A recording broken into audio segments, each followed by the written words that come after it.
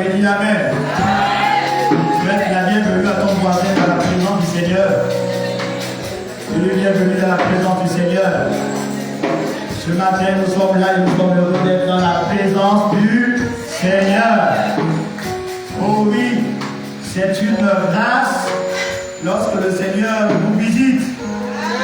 C'est un privilège. Et c'est ce que Dieu va faire encore ce matin. Dieu va nous visiter. Il va nous faire du bien. Il va parler à nos cœurs. Il va nous enseigner. Alors si tu crois, donne-moi un amen fort.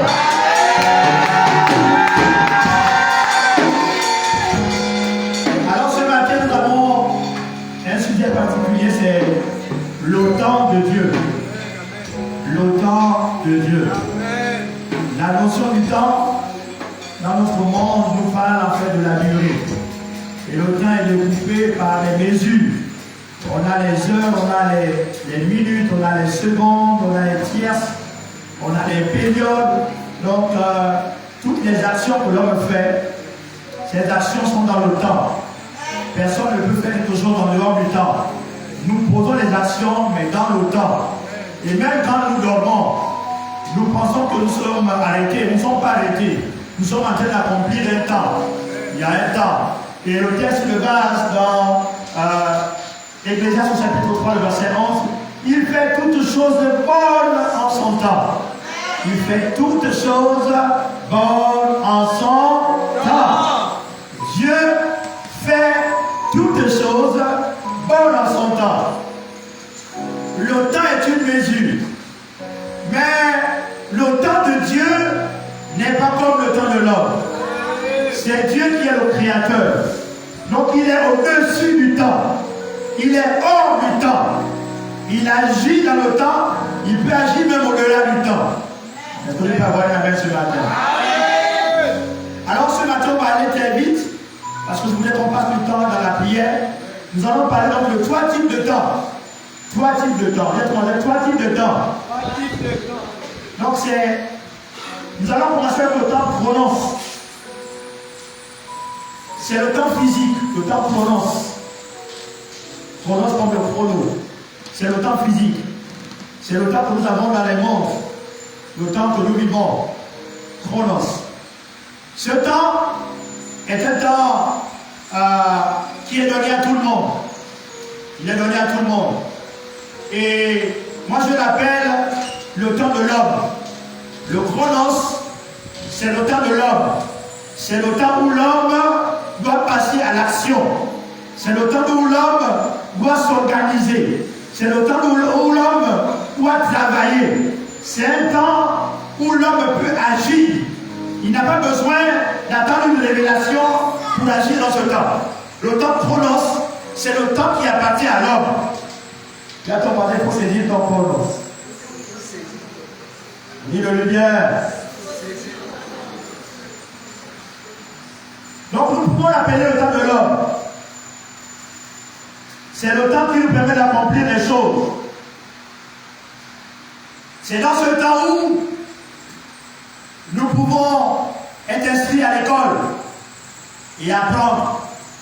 C'est dans ce temps où nous pouvons lancer des projets. C'est dans ce temps où nous pouvons construire les maisons. C'est dans ce temps où chacun de nous a la possibilité de s'organiser, de créer son entreprise, de faire sa plantation, de faire des études, de voyager. Donc, le temps chronos, c'est un temps aussi qui est limité pour l'homme. Parce que le chronos de l'homme dépend de sa durée de vie. Et on n'a pas tous la même durée de vie. Chacun de nous a une longueur de vie. Et on n'a pas la même durée de vie. On peut être né dans le même ventre, on peut être né le même jour, mais on n'a pas le même chronos. On n'a pas la même durée. Voilà pourquoi chacun de nous doit fonctionner non pas en fonction des autres, mais en fonction du plan que Dieu a prévu pour chacun de nous. Donc, il y a des gens qui vivent leur chronos en vivant par rapport aux autres. Ils vivent par rapport aux autres. Il y a des gens qui, même vivent pour essayer d'impressionner les autres pendant leur durée de temps sur la terre. Ils vivent en faisant semblant d'être des personnes qui ne sont pas. Et dans ce temps, c'est un temps où l'homme sera jugé. C'est un temps qui va recevoir une récompense. C'est le temps qui permettra à Dieu de juger l'homme. Donc Dieu jugera chacun en fonction de son chronos. Comment tu as utilisé ta vie? Comment tu as vécu ta vie? Qu'est-ce que tu as fait de ta vie? Est-ce que tu as marché selon la parole de Dieu pendant la durée de ta vie? Ou bien tu as marché d'une manière malhonnête? Dis à ton voisin, il faut bien utiliser ton temps.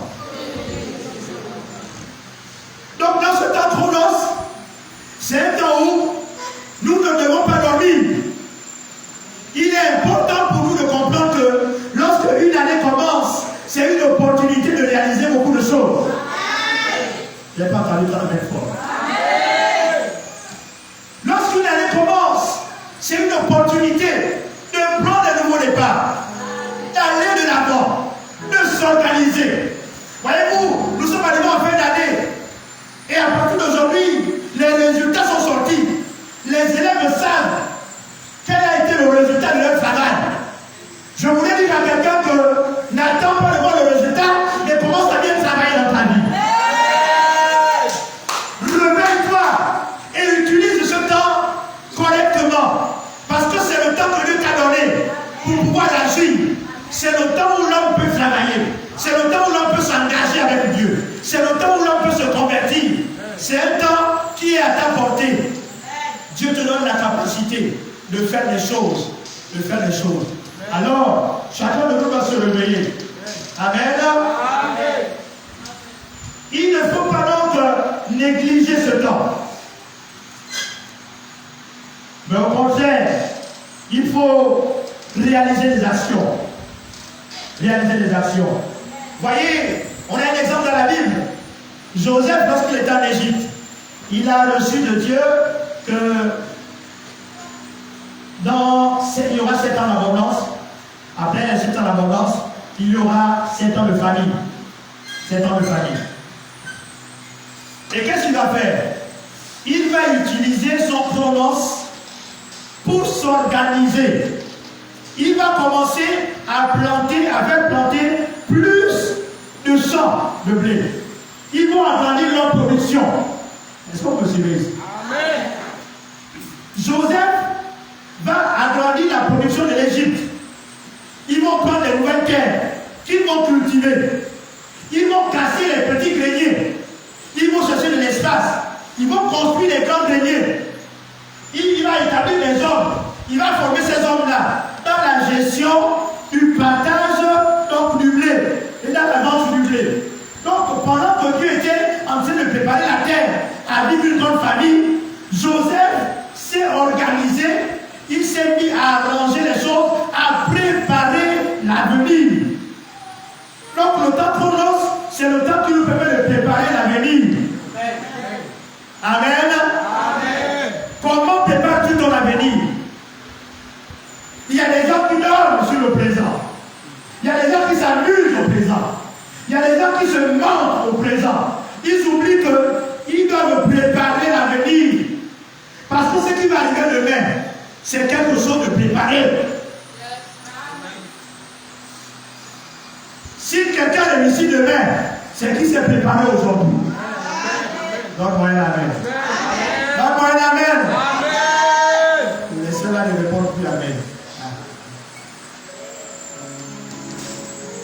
Si tu ne fais rien aujourd'hui, tu n'auras rien demain.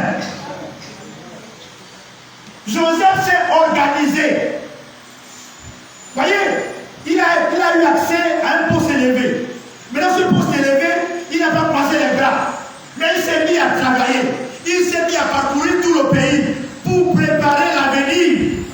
Parce qu'il y a des jours meilleurs demain, mais aussi des jours sombres demain. Il faut préparer l'avenir. Il y a ton côté, prépare l'avenir. Dis-le bien, prépare l'avenir. Il y a certains qui sont surpris par l'avenir, qui n'ont rien fait aujourd'hui et qui n'auront rien demain. Nous avons l'habitude souvent de blaguer au boulot par rapport à la construction. Et j'ai dit souvent à aux gens qui construisent, j'ai dit souvent, quand tu as un certain âge, tu es à 3 ans avant la retraite, tu n'as pas construit. Continue à vivre comme tu as vécu.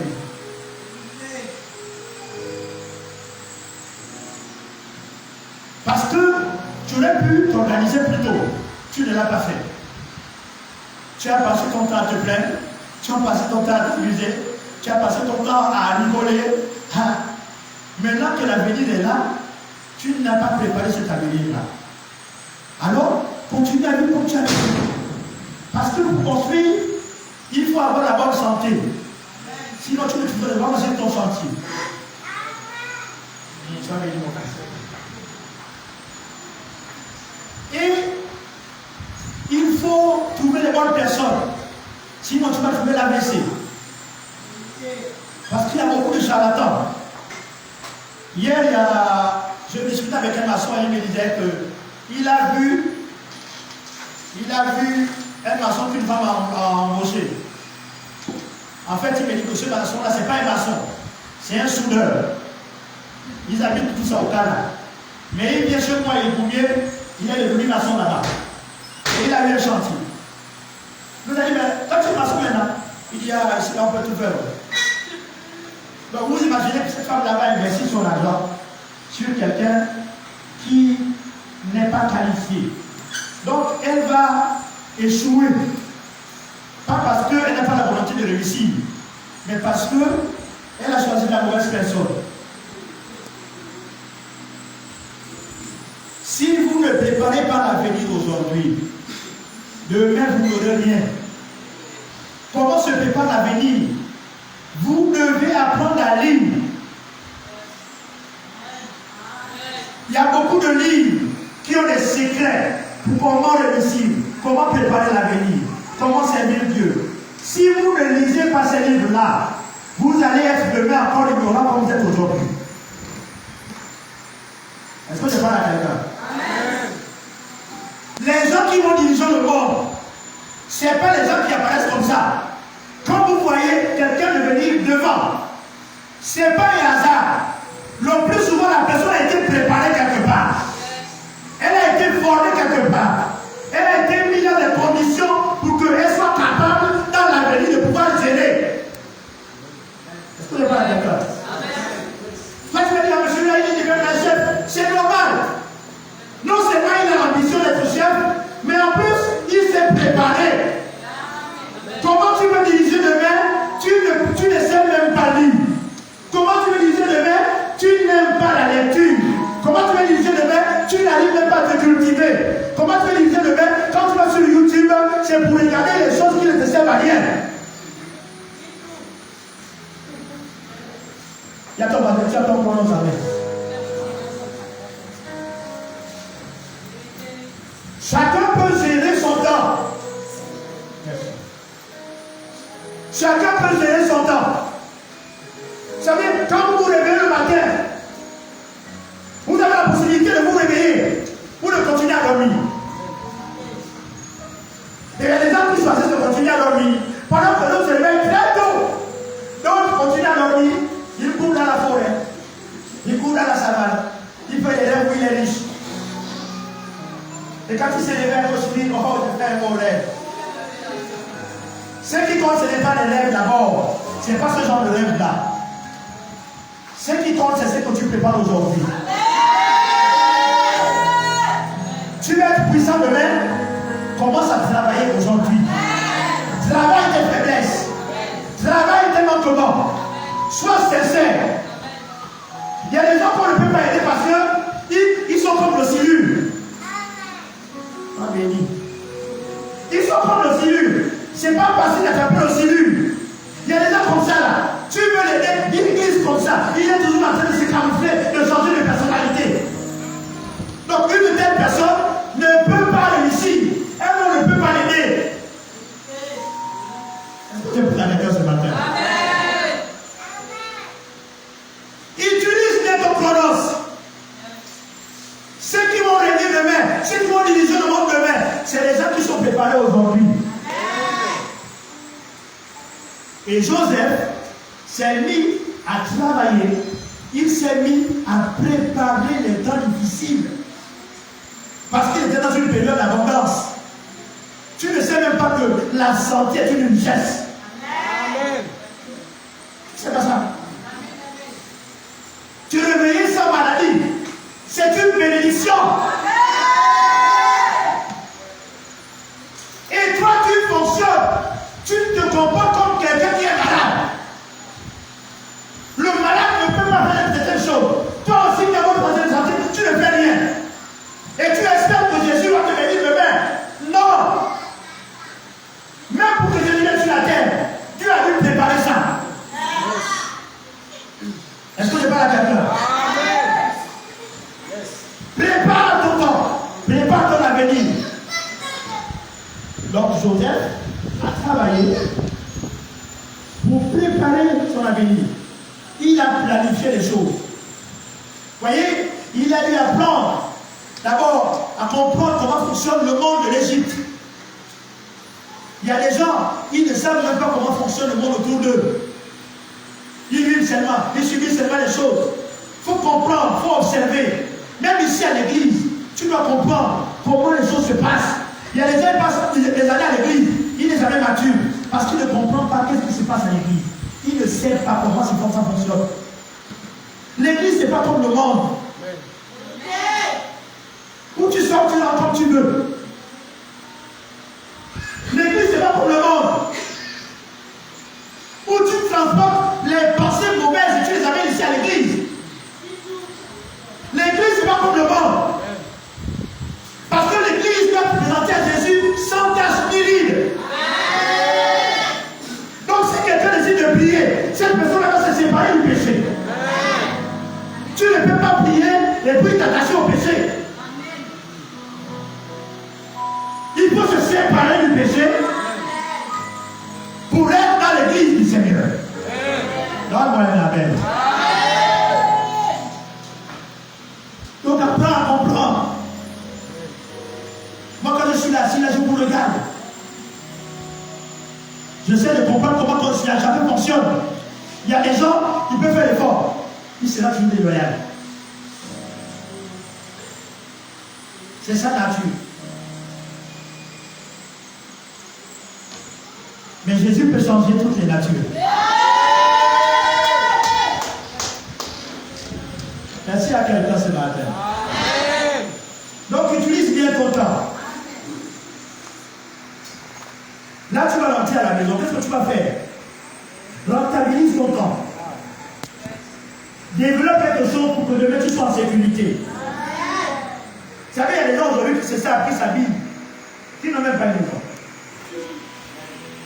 Tu as les grosses voitures qui gardent les stations et qui rentrent dans les magasins. Mais ces gens-là, ils s'amusent aujourd'hui. Mais demain, ils vont galérer. Parce que le jour où ces personnes perdent le travail, elles font comment? Après, c'est des arriérés de maison impayés. Mais quand tu es dans ton prononce, tu commences à penser à demain. Est-ce que je parle à quelqu'un? Les enfants qui vont à l'école pour jouer, pense à demain. Et à un moment donné, on sera obligé de t'enlever la tête dans la classe dans laquelle tu es parce qu'à cause de ton âge.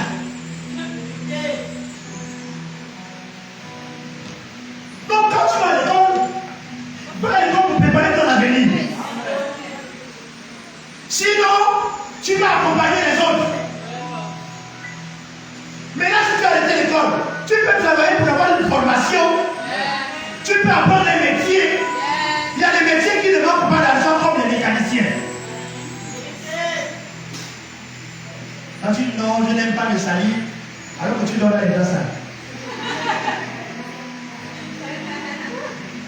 Il y a commencé à apprendre quelque chose.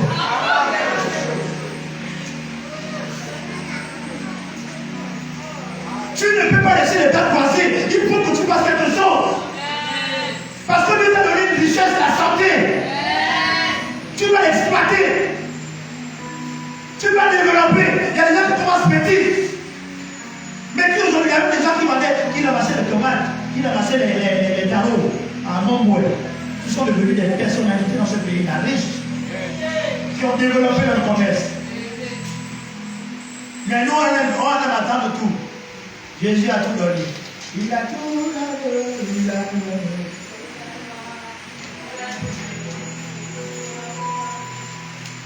Dieu ne multiplie pas zéro. Vous allez voir que c'est quand il a fait les miracles dans la Bible, il y avait toujours quelque chose. Il y avait toujours quelque chose. Donc ne reste pas les mains vides. Il y a quelque chose entre tes mains. Donne-moi une amène de l'air.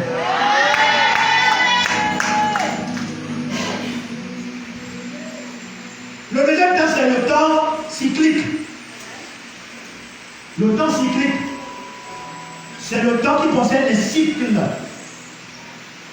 C'est le temps qui marque des changements.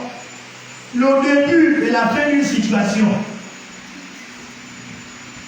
Le temps qui concerne les cycles.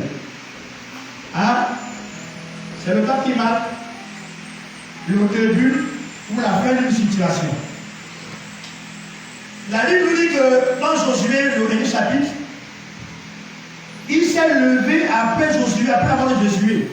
Après la mort de Josué, tous les anciens qui étaient avec Josué, qui connaissaient l'Éternel, sont morts. La Bible dit qu'il s'est levé une nouvelle génération qui ne connaissait pas le Seigneur. Donc il y a eu un cycle. Des gens qui étaient avec Josué, qui connaissaient le Seigneur et qui étaient engagés. Mais ces gens-là, ils sont arrivés au terme de leur vie. Donc c'est comme une génération qui s'est arrêtée. Et une nouvelle génération est née. Mais cette génération qui est née ne connaissait pas Dieu. Donc nous devons faire attention au cycle. Il y a des gens qui sont dans les malédictions cycliques. C'est-à-dire que sa malédiction se manifeste à la fin du mois.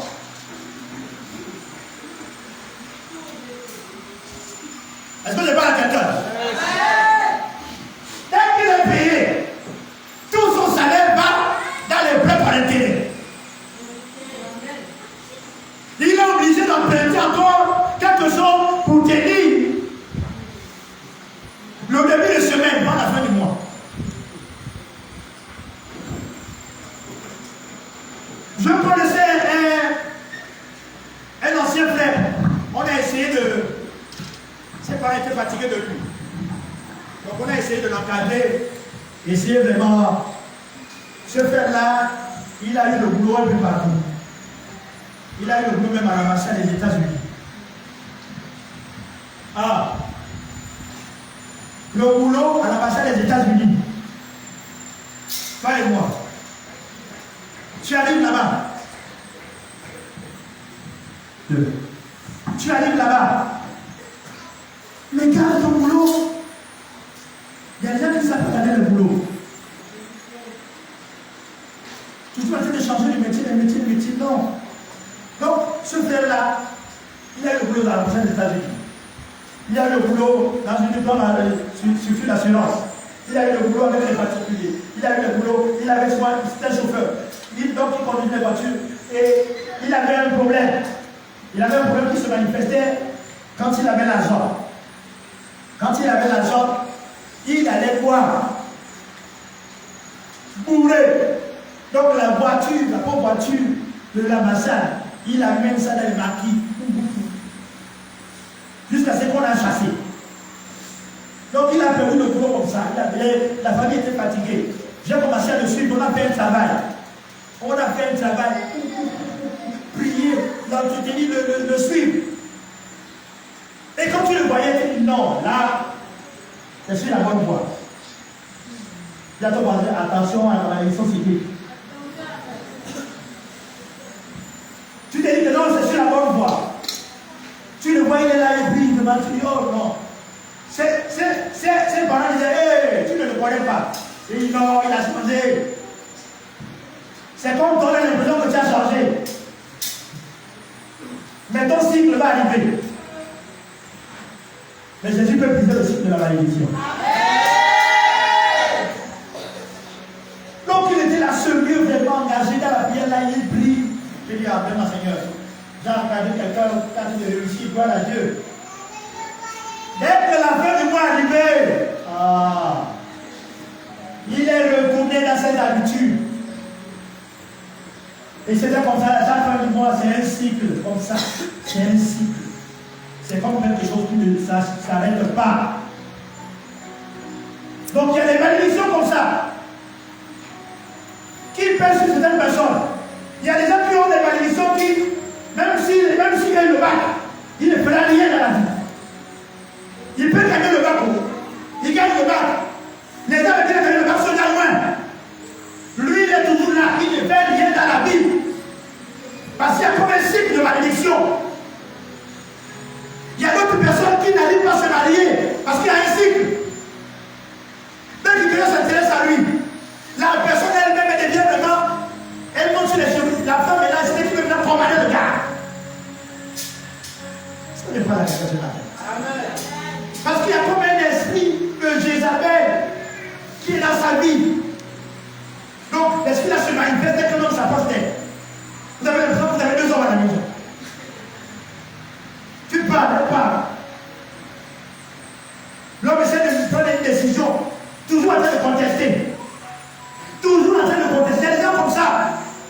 Même dans l'église, il n'y a pas un programme qui le satisfait. Tous les programmes, ce n'est pas bon. Est-ce que je parle avec elle ce matin? Il y a des cycles comme ça. Le cycle aussi peut concerner une bénédiction, comme ce fut le cas en Égypte. Il y avait 7 ans de bénédiction. 7 années de bénédiction. Je voulais dire à quelqu'un que tu dois saisir le temps de la bénédiction dans ta vie. Tu ne dois pas dormir, mais saisir le temps de la bénédiction dans ta vie. Vous savez, il y a des cycles dans la vie. Après ce cycle-là, on peut basculer. Le cycle aussi peut concerner aussi un temps d'épreuve. Tu peux être dans un temps d'épreuve qui concerne un cycle, mais c'est une période bien déterminée qui va s'arrêter un jour. Je voulais dire à quelqu'un que ça va s'arrêter un jour. Le cycle de l'épreuve va s'arrêter un jour. À un moment donné, Israël a vécu dans l'esclavage. Le temps était arrivé, mais Dieu attendait. Et Daniel s'est réveillé. Il s'est réveillé. Il s'est dit non, il faut que le Seigneur te souvienne de nous. Le temps est arrivé. En d'autres termes, le cycle est arrivé à son terme. On doit passer maintenant à un autre cycle, à une autre saison. Est-ce que je parle à quelqu'un? En Israël, il y avait ce qu'on appelle le jubilé. Le jubilé consistait à quoi? Lorsque quelqu'un était esclave, lorsque quelqu'un était prisonnier, lorsque quelqu'un avait vendu sa terre, après 50 ans, la personne pouvait retrouver sa terre. Elle pouvait récupérer tout ce qu'elle avait perdu. Le prisonnier était libéré. Donc c'était le cycle du jubilé. Est-ce que je parle à quelqu'un? Dieu aussi a un cycle comme ça. Et le cycle de Dieu, c'est aujourd'hui. Parce qu'il dit, quand si vous entendez sa voix, n'endurcissez pas votre cœur. C'est aujourd'hui le temps de la grâce. Il y a certains qui attendent encore une voix particulière. C'est aujourd'hui que Dieu veut te changer. C'est aujourd'hui que Dieu veut te sauver. C'est aujourd'hui que Dieu veut changer ton histoire. C'est aujourd'hui que Dieu veut changer ton témoignage. C'est aujourd'hui que Dieu veut essuyer tes larmes. Parce que quand le jubilé arrive, celui qui avait pris la terre est obligé de la restituer. Oh, je prie que tu récupères tout ce qui a été volé dans ta vie. Donne-moi la même frère. Donne-moi la même frère. Donc, il faut saisir. Nous devons saisir et comprendre les temps. Quand le temps de Dieu est arrivé pour le cycle de la bénédiction, on doit se réveiller. On ne doit plus dormir. On ne doit pas se comporter comme d'habitude. Parce que c'est un temps favorable. Et nous sommes dans une année favorable. Quand on amène la bénédiction, nous sommes dans un temps favorable. La preuve, on a passé plusieurs temps confinés. Aujourd'hui, on est déconfinés. C'est une grâce. Les gens ne peuvent plus circuler. Aujourd'hui, tu peux circuler librement. Mais ne circule pas pour te balader. Circule pour entrer dans la bénédiction de Dieu.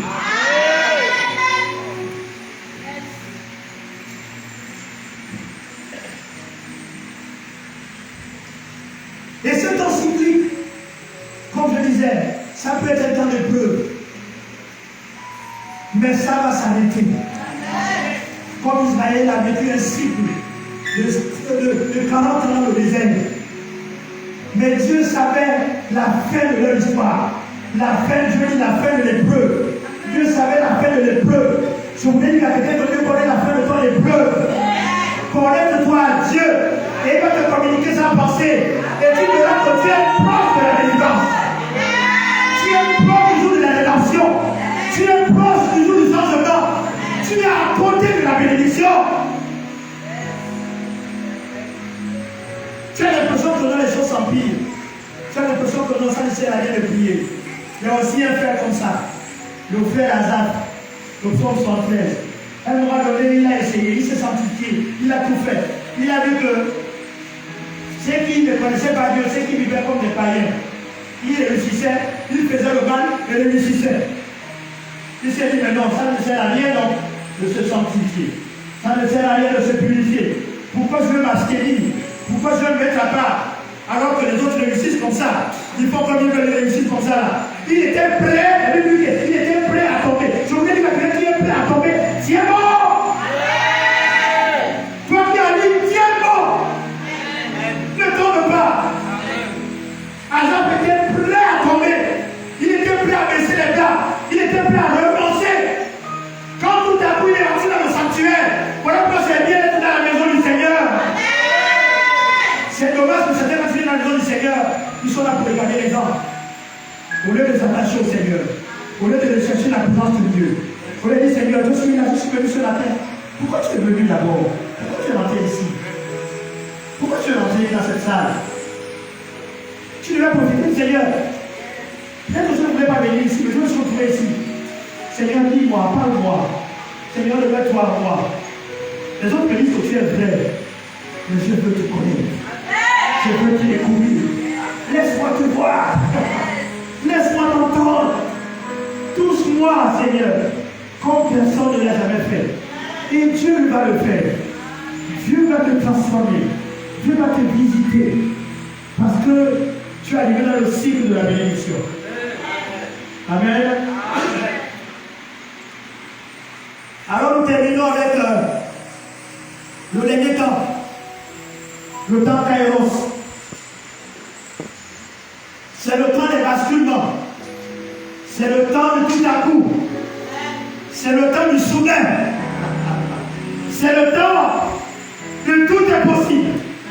C'est le temps qui appartient à Dieu.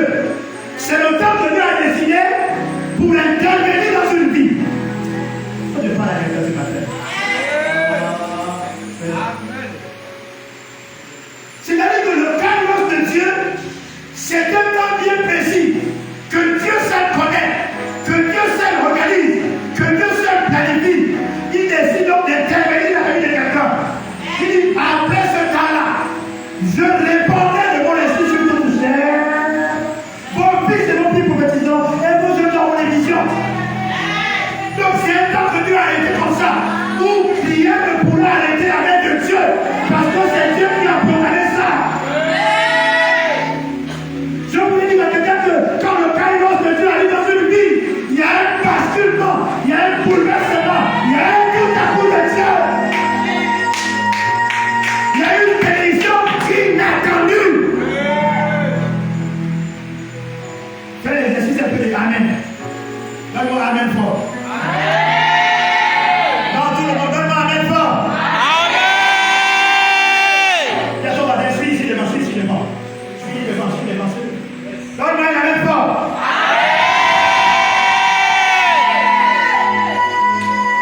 Quand le kairos de Dieu arrive, c'est du tout à coup. Ça ne dépend pas des mérites de quelqu'un, mais c'est Dieu qui décide dans son ciel de venir secourir quelqu'un qui a un problème, de venir aider quelqu'un qui n'arrive pas à avancer. Oh, je prie que le kairos de Dieu arrive pour toi dans cette saison.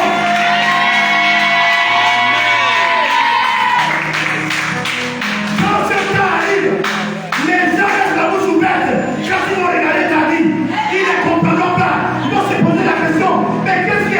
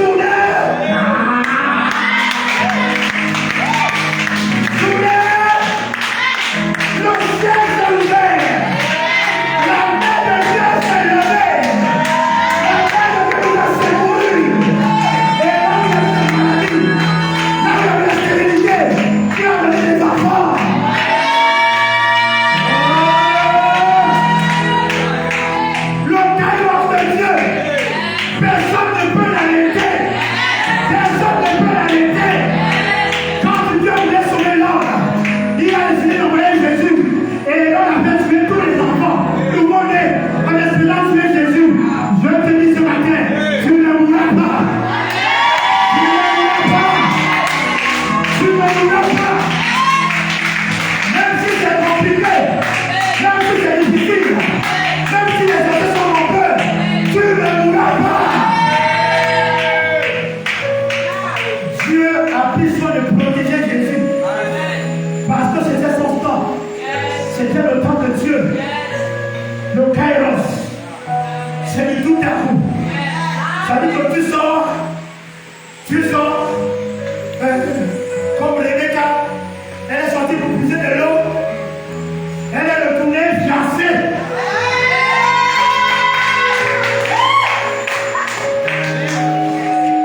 C'est-à-dire que la famille n'a même pas eu le temps de faire les cotisations, elle s'est retrouvée mariée.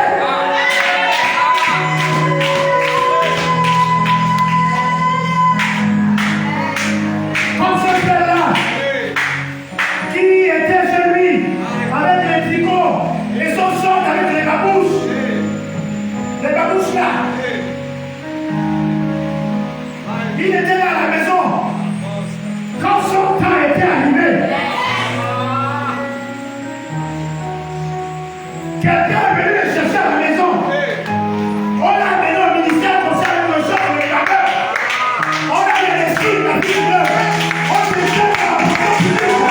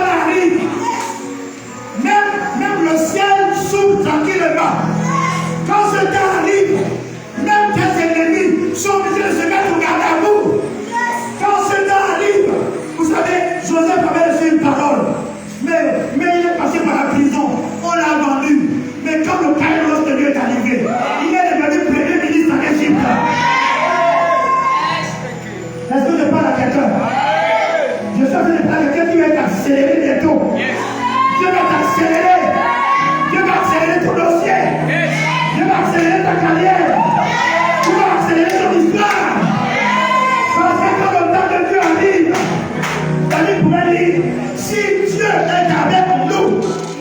Qui sera contre nous?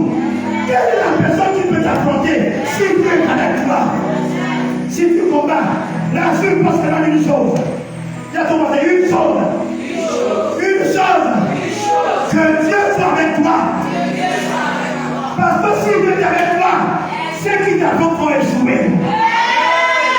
Si Dieu est avec toi, ceux qui te font attendre vont échouer.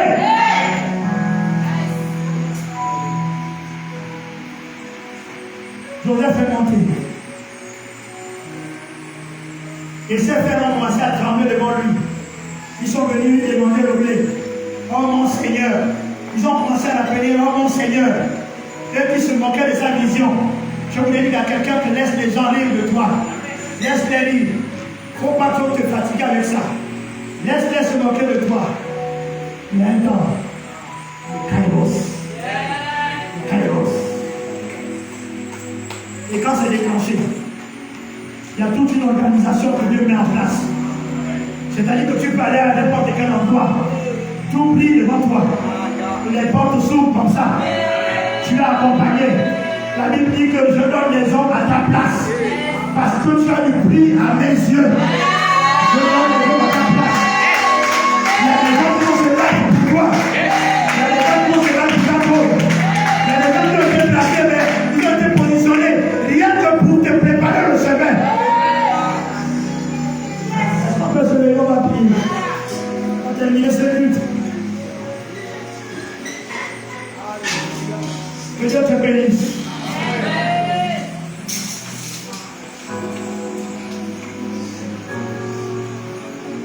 La prière qui monte dans mon cœur, garde ton ciel ouvert sur moi. Fais de moi les vases pour ta gloire, et que ma vie te plaise à jamais. La grande prière qui monte dans mon cœur, garde ton ciel ouvert sur moi. Fais de moi les vases pour ta gloire, et que ma vie te plaise à jamais. Que chaque jour je lève à tes pieds, pour t'offrir ma vie en sacrifice, comme un parfum de bonne odeur, qui sauve à jamais dans chaque mot. Tant que tu donnes les choses, je te donne mes louanges.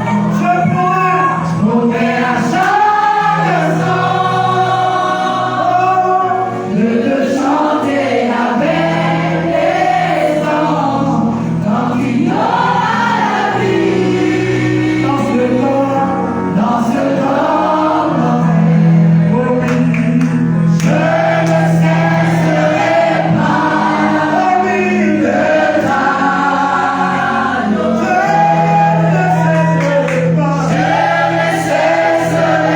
pas de ta